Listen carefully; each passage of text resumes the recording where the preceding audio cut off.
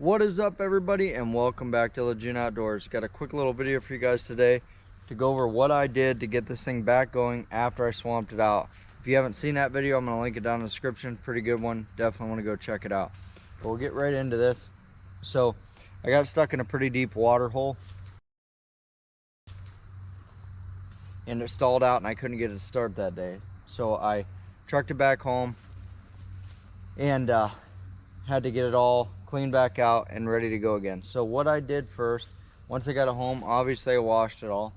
Then I took the seat off both rear fenders and got into the air box.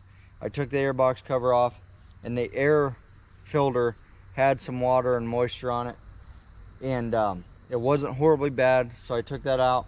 I cleaned out the air box, looked down in the air tube that goes to the fuel injection system, and it did not have any water in it. So I did not take that all apart to clean that all out. But after I did that, I drained all the fluids, and the oil was a little bit milky, so it got some water in it. So I drained all of the oil, threw away the old air filter, and then what I did was I filled it back up with just some regular 10W30, 10W40 I had lying around, and I just put the oil filter cover back on. I didn't put a filter in it, and then that way I could just slosh around and get that residue and that extra water and stuff out of the bottom end. Then before I went any further, I took the fuel tank off to check to make sure there was no water down in around the spark plug. There was not. So I put that all back together and I drained the antifreeze and put new antifreeze in. There was no water in the antifreeze. I wasn't sure, so I drained it, did it anyway as a precautionary method, or precautionary measure. And so I was going to switch it over to engine ice anyway, so it was a good time to do that. So then what I did was I drained that oil back off, and there was still a little bit milky, so I put an oil filter in, I filled it back up, and then I started the bike, let it get up to temperature, and rode around just right around the yard, not very far, and then I shut it off, let it sit for a minute, and I drained it again. Now when I drained it this last time, there was very, very little milkiness to it, if much at all. So after I did that, I filled it all back up with new oil again, and then it was ready to go again. One thing I will say, on the bottom of the engine, there are two plugs. There's a oil sump plug, and there's your oil drain plug. I accidentally took my sump plug off, which from what I read doesn't matter, but it's a little bit lower in the engine, so it worked out better anyway to get all that oil out. You don't have to do that. Right below your shifter is where your oil drain plug is, and it is a hex head, like a bolt head. If you go underneath, the one that's the oil sump one is a Allen key. So if you go and you're trying to take it and change your oil and it's an Allen key that's the wrong one, do the other one. So I got that all back together, and it has been running great since. I've probably put, I don't know, I'd say at least 600 miles on it, and it has been good since. So haven't had any issues.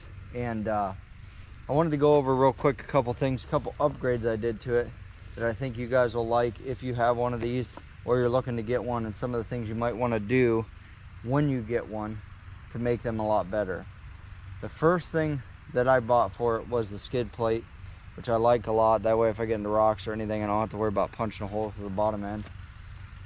And that's a Tusk skid plate. I'll link all these things in the description. I'll link all the stuff I use to all the oils and all that stuff. I pretty much get everything off of Rocky Mountain ATV, but I'll link everything down below so you guys can find it easily. But I did the skid plate, then I did a Tusk shift lever, then I just did some Amazon foot pegs, and so far they've held up just fine. And then it's just the Amazon rear aluminum rack, and it's held up very well so far, and I've laid it down a couple times, haven't bent or nothing, and the foot pegs have held up fine even with laying it down. Then I did the Tusk Chubb bars, high bend, CR high bend, and the bar risers. That is one of the best upgrades I did. It is so much more comfortable to ride. Then I did the Tusk bark busters on it, which I really enjoy those. I hit a tree also in that video where I swamped out the bike, and I probably would have broke a wrist or something, and it saved me. So I actually broke my headlight. So those have been really good. Another thing that I did was the Tusk Panera, I can't even remember how you say it, Panera saddlebags, which I'm really happy with. They're small, compact. I didn't want a bunch of really big saddlebags, and they've worked really good. You can keep a decent amount of stuff, not a ton of stuff, but just enough to go on pretty long rides. I keep all my fishing stuff in there. When I'm fishing stuff, it works out very well. Another thing I did on the rear rack, I put a little fishing rod holder, and that's just an ATV fishing holder. I'll put that link down in the description too. And then finally, I did the Acerbis oversized tank, which if you have one of these, they do go through the fuel pretty quickly with the regular stock tank. Ever since I switched that, it's like I feel like I never got to fill it up. I could go forever. That was definitely one of my favorite upgrades, and honestly, you really can't tell. It doesn't look that much bigger. I was a little worried about that, but it works really well. And then finally, the last thing I did was the Seat Concepts Comfort XL. Out of any of the upgrades I did, get the Seat Concepts Comfort XL. If you like to ride more than like an hour, you're definitely going to need that. That thing has made it so much better. I wouldn't ride over, if an hour was stretching it. Now that I've done that, I rode a couple times 3 hours, and it's been awesome. It's so comfortable, and it's kind of expensive, but it's definitely worth it. I'll link that down in the description also.